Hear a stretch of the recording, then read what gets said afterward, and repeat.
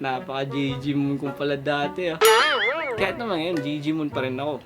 Napaka-GG Moon mo, Junpel. Ikaw nga pala si Respic 1 dati ah. Wala akong masabi sa picture na to kasi uso talaga yung gangster. Gangster.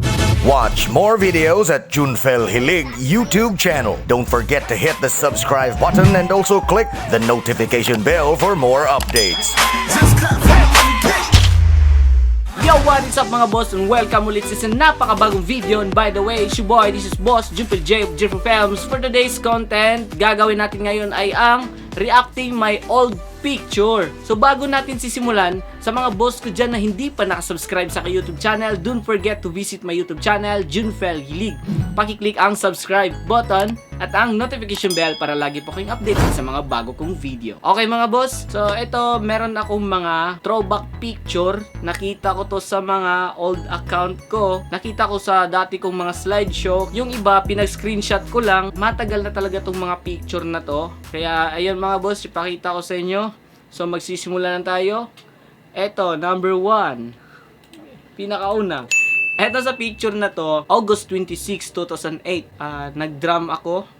Nung bata pa ako nito, kalimutan ko na ilang taon pa ako nito. Dati po kasi meron po akong banda kasi yung pinakauna ko talagang talent na na-discover ko sa akin sarili, yung pagiging drummer. Nung una po kasi kakabili lang ng drums ng kuya ko. Nag-try na ako yung pumalo ng drum. Kahit hindi ko alam, wala nagturo sa akin. Yung time na nag-gitar yung kuya ko sa kantang Narda, di ko alam na kaya ko pala mag-drum. Alam ko pala yung paano mag-drum. Na-shock ako. So, na-shock rin yung kuya ko, yung pamilya ko, na-shock rin sa nangyari kasi wala namang nagturo sa akin. So, sabi doon lang, marunong na daw ako. Batang-bata pa ako sa picture na to. Okay, next. Ito, pangalawang picture na rin, 2008. Palagi kami nag-practice nito kasama yung banda ko. Dito lang yan sa labas ng bahay namin. April 27, 2008. Tayo na, meron pang panyo dito sa gilid. Kapag po nag-drum ako, tapos napakapawis kasi niyan. So, ayan. Pupunasan ko yung aking pawis. Okay, next. Ito yung panahon namin field trip nung first year high school pa ako sa Marigondon National High School. Shoutout nga pala sa lahat ng taga Marigondonians dyan. Mga schoolmate ko dyan dati, mga classmate ko dyan. Kamusta na kayo? Ayan, itong panahon na to. Ito, nakita ko pa pangalan nito. Si likod si Shandy yan eh. Itong time na to is nag-field trip kami. Tapos kumain kami ng tanghalian. Nung kakatapos lang kumain ko nito, ayan, agad akong pinicturean ng aking kaklase. May pinahan sign pa yung ganun. Isa po kasi ang hand sign ng mga gangster dati. Okay, next. Eto, yung picture na to, nung panahon pa ng webcam, bago pa lang yung computer namin, nung una ko pang computer.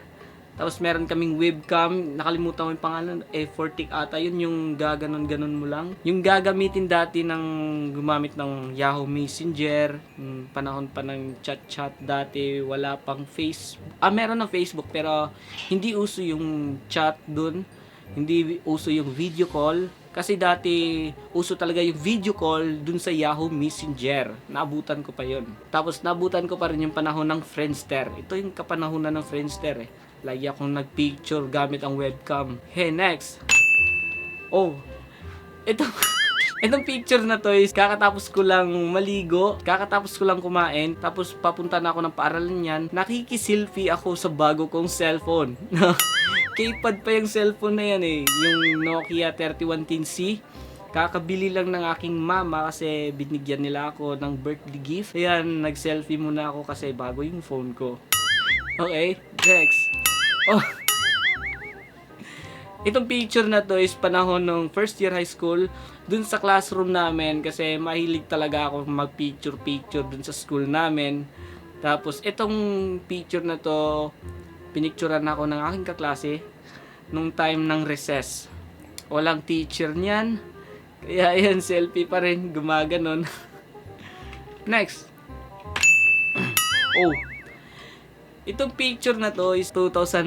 Napakabata ko pa talaga ito. Itong t-shirt na to nakalagay underage. Yung pangalan ng banda ko dati. Ito yung sabi ko kanina, drummer ako. Meron akong banda. Ito yung pangalan ng grupo ko dati, underage. Underage band. Ang ibig sabihin underage, Ako yung pinakabata, tapos yung mga kasama ko rin, medyo bata pa rin sila nung panahon na yon. Palagi kaming sumali sa mga Battle of the Band contest. Kami yung pinakabata na sumali dun sa mga competition na yon. Sa awa ng Diyos, palagi po kaming mauwing panalo. So next, oops, itong picture na to, nakunan to sa Liloan, Cebu. Pumunta kami dun sa Liloan kasi meron pong celebration dun na kailangan namin tumugtog dun sa celebration nila. Pagkatapos ng pagtugtog namin, ayan, naki-selfie na lang ako sa bass guitar. Bass guitar, 4 na string yan. Next. Ito. Grabe, may pa-scarf pa. Itong picture na to is nakunan dun sa sementeryo, sa isang private cemetery nung panahon ng paglibing ng kapatid ng aking papa. Uso pa kasi yung panahon na yan na merong scarf kasi nga gangster daw, merong scarf ganyan, kaganyan, tapos may pa-post-post pa na ganyan. Okay, next. Wow. Pasensya na sa mga kaibigan ko dyan na pinatuloy pa rin yung mga grupo na may Crips at saka Bloods. Inilalantad ko talaga sa aking vlog. Dati po kasi akong isang gang member. Kaya ito yung picture na to. Kasama ko ito yung mga barkada ko dati na mga Bloods. Kasi dati po, kaka-open pa lang ng mall dito sa amin. Tapos kasama ko talaga yung mga tropa ko. Ito yung mga gangster ko, yung mga tropa. Ayan, nahawaan pa ako sa team tasyon nila. Ayan, meron pang pasombrerong kulay pula. May papanyo-panyo pa na kulay pula. Kasi daw sabi nila, Bloods yun eh. Ganun pa yun. Blood.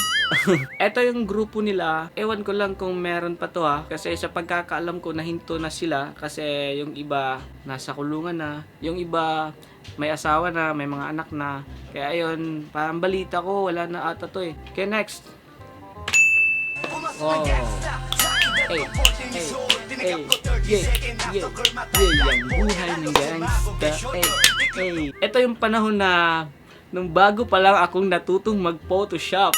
Kaya ito yung edit ko, yung meron siyang napakakapal na stroke, tapos meron pang mga pangalan. Uso kasi dati yung mga picture ng mga gangster, meron yung group photo nila, tapos merong isa-isang pangalan kasi para makilala daw ng mga chicks daw. True Brown Style 13. Ayan yung pangalan ng aming grupo dati.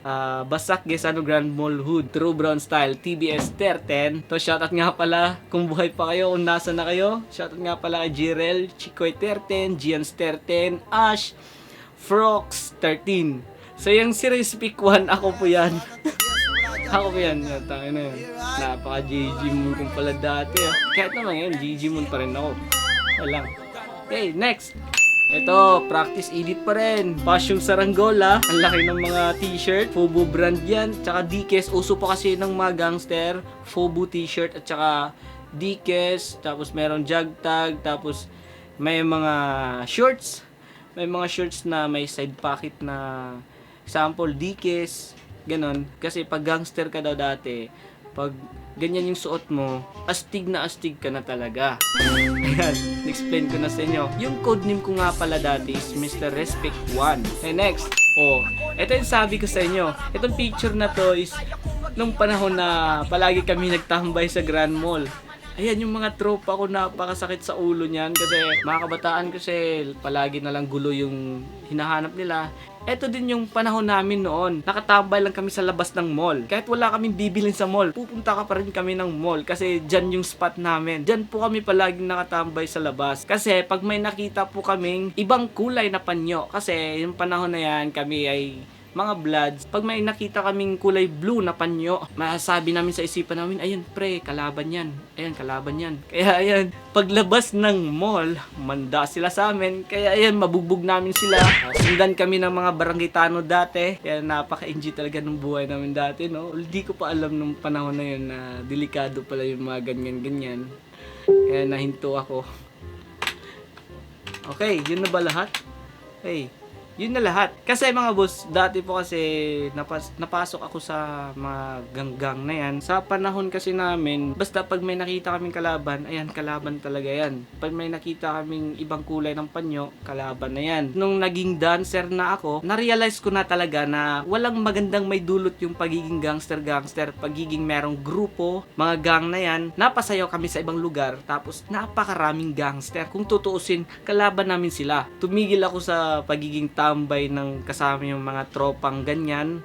Kaya nag-focus ako sa pagsasayaw. Tapos hanggang ngayon, lalo na nagiging vlogger na ako, nag-vlog na ako. Paano kaya pag nagpatuloy pa rin ako sa pagiging ganyan? Hindi ako makaapak sa ibang lugar. Dati po kasi pumunta ako sa meron pong competition na yun. Meron lumapit sa akin na 3 ata yun o 4, nakadamit na kulay puti. Kulay puti rin yung short nila. Tapos naka-tsinelas na kulay puti. Meron silang panyo dito sa noo, kulay blue pa. Tapos alam ko talaga na kalaban namin sila. Nilapitan ako ng isa doon. Sabi ng isa doon, "Pre, ikaw ba si Junpel?" Kaya nung kala ko kasi katapusan ko na yun kasi kala nila bubugbugin nila ako. Kaya nung sinabi ko, "Oh pre, ako si Junpel." "Bakit pre?" Sabi niya, "Pre, makipagsunduan ako sa iyo. Gusto ko sana makipis sa inyo, lalo na sa mga kapitbahay nyo, mga kagrupo nyo." "Bakit pre, wala ka naman kasalanan namin pre ha." Sinabi ko yun. So sabi niya, "De pre, alam ko talaga na magkasalungat tayo ng grupo. Kayo yung kulay pula, kami yung kulay blue. Alam ko yun na kalaban tayo, pero gusto kong makipag-peace sa inyo kasi sasali ako ng dance group nyo." Kaya nung time na yon, sinabi ko sa kanya, wala ka namang kasalanan sa akin, ewan ko lang sa mga kapitbahay ko. Tapos pumunta siya sa lugar namin para sumali sa aming grupo. Kaya yun, nakita siya ng mga kapitbahay ko nung pinakaunang practice namin. Naawa ko sa kanya kasi pinagbugbog talaga siya. Real talk yan, totoo yan. Pinagbugbog siya dito pa sa gilid ko. Pagkatapos ng practice namin, naglaro siya ng basketball kasi merong bula, tapos nasa basketball court kami dito. Tapos nakita siya ng mga kapitbahay ko, tapos namukhaan siya na siya yung kalaban ng mga taga dito. Kaya yun, pumunta siya sa gilid ko, tapos sinabi niya, "Bay, saon naman ni Bay, giat nga naman yung kunila bay, kada nagtapok daras at bang." So ayun, sinabi ko, "Huwag kang matakot, sasabihan ko lang." Hindi ko mapigilan yung mga kapitbahay ko sinugod talaga, tapos binugbog siya. Kaya ayun, na okay na lahat. In-explain ko na lahat sa aking mga kapitbahay na ayun, wala nang ganon-ganon kasi kagrupo ko na siya sa aking dance group.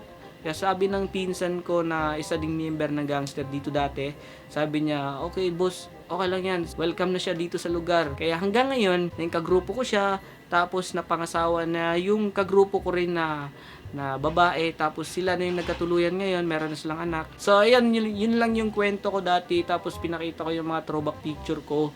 So mga boss, sana nag-enjoy kayo sa video na to kahit medyo corny yung mga picture ko. At syempre, hindi natin kalimutan yung mga boss natin dyan na gusto magpa-shoutout. So shoutout nga pala kay King J. Novela Matabang, Vince Jetro Abukay, Ralph Dave Aligres, Reven Cerillo Inad, Joshua Orungan, Archie Rivera, Cassie Negra, Ryan Ponce Vitor, Joseph Ayeng, Jay Conejos, Junre Pino, Jay Sean, at ang pinakauli yung kaibigan kong tattoo artist na si Glay RJ. Sa mga boss ko dyan na hindi pa nakasubscribe sa aking YouTube channel, uulitin ko, don't forget to visit my YouTube channel, Junfel Hilig. Pakiclick ang subscribe button at ang notification bell para lagi po kayong updated sa mga bago kong video. Maraming salamat, keep safe po kayo lahat, and see you in my next vlog. Bye-bye! Watch more videos at Junfel Hilig YouTube channel. Don't forget to hit the subscribe button and also click the notification bell for more updates. Mga boss, thank you for watching.